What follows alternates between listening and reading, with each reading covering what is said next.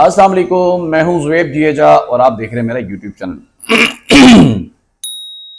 Karachi police office पर जो मामला हुआ है उस पर बात करते हैं कि जो टारगेट लेकर आए थे वो कहां से आए थे, किस तरह आए थे, उनके पास क्या क्या सामान था और कौन सा रास्ता, कौन सा रूट मैप उन्होंने बनाया था, कौन सा रूट मैप उन्होंने तैयार किया था। कहां से आए थे, कहां ठहरे थे, कहां जा रहे थे और कैसे वो यहां तक पहुंच गए, क्यों उनको किसी ने नहीं रोका। ये पूरा प्लान, एक रूट मैप तैयार कर लिया गया है जो आपके साथ शेयर करना है। और वो ये है कि जो उनका रूट मैप था वो जो सबसे पहले नजर आए वो आए शारा फैसल पर। शारा फैसल इंतहाई एक अहम शारा भी है और एक ये समझ लें कि वहां पे तमाम जो बड़े छोटे दफातर भी वहां पर मौजूद हैं। सबसे पहले वो शारा फैसल से आते हैं और शारा फैसल पर आने के बाद जो रास्ता केपीओ को मुड़ता है उस रास्ते पर एक पेट्रोल पंप मौजूद है। अगर आपने देखा हो तो उस पेट्रोल पंप पर कैमरा लगा हुआ है जो इस बात की अक्कासी करता है कि वो इसी रास्ते से मुड़कर आए थे और उन्होंने यही रास्ता इख्तियार किया था।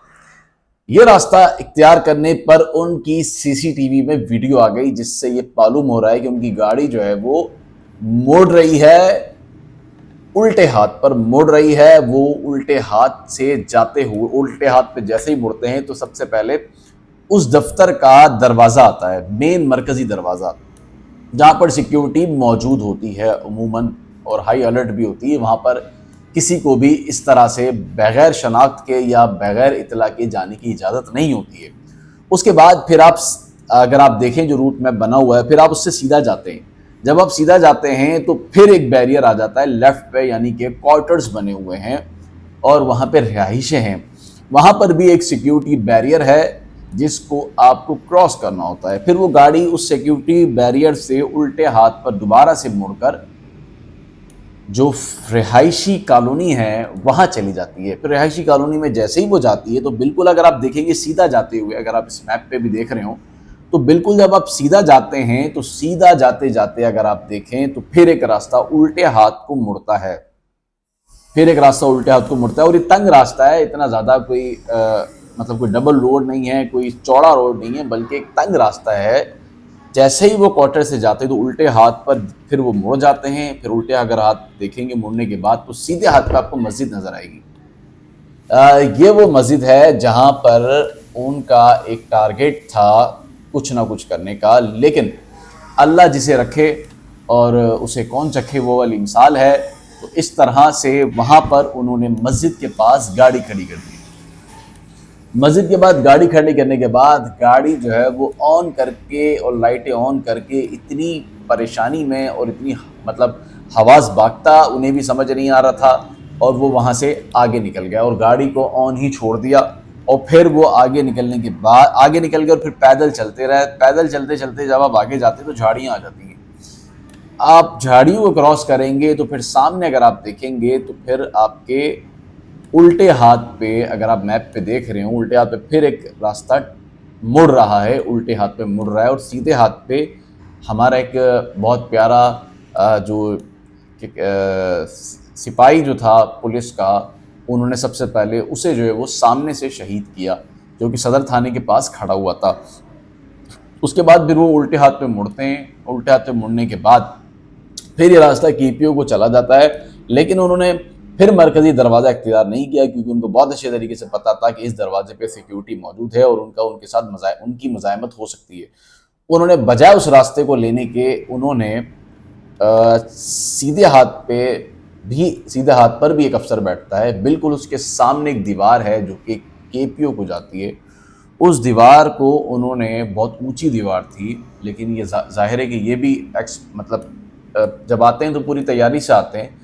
फिर इन्होंने भी पूरी दीवार को फलांगा, लेकिन उससे पहले कहते हैं कि खारदार तारें थी वो भी उन्होंने काटी, लेकिन उधर खारदार तारें मौजूद नहीं थी।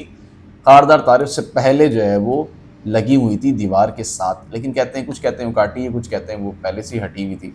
लेकिन उन्होंने दीवार फलांगी और फलांगने के बाद फिर उन्होंने जो भी करना था, खैर वो फिर आप सबके सामने है। तो ये रूट मैप था जो उन्होंने बनाया था, तैयार किया था कि वो इस तरह से आएंगे। इस दौरान उनके कोई फैसिलिटेटर्स भी थे जिनसे इनकी मुलाकात भी हुई थी। वो फैसिलिटेटर्स कौन थे, उनकी भी तलाश जारी है, तहकीकात जारी है। 2 सीसीटीवी मंजर आम पर आई है। बताया जाता है कि जो कैमरे हैं तमाम के तमाम वो खराब थे, जो बाहर थे। अंदर के कुछ कैमरे हैं वो ठीक थे, ये ज़राए बताते हैं।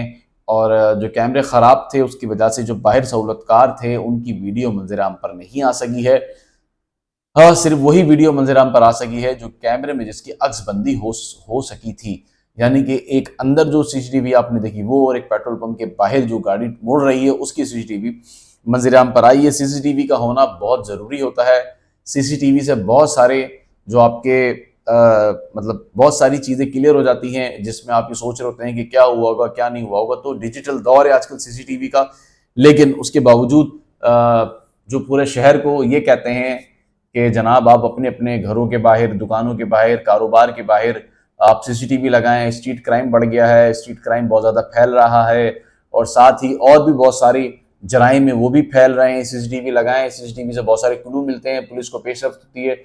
वो इदारा, वो पुलिस जो लोगों को ये रास्ता दिखा रहा था सीसीटीवी का, उसके अपने घर के बाहर ही सीसीटीवी कैमरे खराब थे, और पता नहीं कितने महीने से खराब थे, जो कि जिसकी मेंटेनेंस नहीं हो पा रही थी, जो ठीक नहीं हो पा रहे थे। तो किस तरह हम ये लोगों को सिखा रहे होते हैं कि आप सीसीटीवी लगाएं, उसके ऊपर एसएचओ को तान दिया जाता है कि भाई ऐसे सीसीटीवी लगाएं, ऊपर बाला अफसरान का ऑर्डर है। तो यहाँ पे जो अफसरान खुद यहाँ पे उस मतलब जो अमल लोगों को करने का कह रहे थे वो खुद उनके घर के बाहर ही नहीं है, अपने दफ्तर के बाहर नहीं है। तो उनसे भी कोई पूछने वाला है इस शहर में नहीं है कि आपके अपने घर के बाहर तो सीसीटीवी कैमरे खराब थे, तो वो क्यों खराब थे, क्यों उसका मेंटेनेंस नहीं करवाया गया, क्यों मेंटेनेंस वाले को इसका क्या ठेके में कोई, क्या इसमें भी कोई करप्शन है, या इसमें भी कोई करप्शन करनी थी, या इसका ठेका भी किसी बड़ी कंपनी को देना था। तो कोई पूछने वाला नहीं है। लेकिन अगर यही गरीब के घर के बाहर नहीं होता तो उसको कहते हैं कि आपने क्यों नहीं लगाया। बड़े बड़े दावे किए जाते हैं कि भाई कैमरे लगाएं, स्ट्रीट क्राइम इससे कम होगा, पता चलेगा पुलिस को कौन कहाँ से आया, कहाँ गया, तस्वीरें पता चलेंगी। तो आज उनकी तस्वीरें जो आपके खुद के घर के बाहर जो है वो कैमरे नहीं लगे हुए, तो अंदाजा लगाएं कि लोग किस तरह से जो है वो आपकी बात मानते भी है कि नहीं, एक बाला अफसर की बात कर रहा है तो ठीक है भाई कैमरे लगाएं। बल्कि शहर में तो सीसीटीवी कैमरे के यूनिट्स लगना शुरू हो गए। नाजमाबाद में एक यूनिट लगा हुआ है, एक सोल्जर बाजार में लग गया है, एक कोरंगी में लग गया है। तो बेशतर कैमरे लगे हुए हैं। लेकिन अगर वही जो लोगों का अमल करने की दरखास्त कर रहे हैं अफसरान, अगर वो उनके घर के बाहर ही कैमरे नहीं होंगे और अगर इस तरह के वाकयात हो जाएंगे तो खुद कैसे इस सारे वाकयात पर काबू पा सकेंगे, ये भी एक सवालिया निशान है। और बहुत सारी बातें भी इसमें हैं जो कि हम आज नहीं फिर अगले व्लॉग में करेंगे।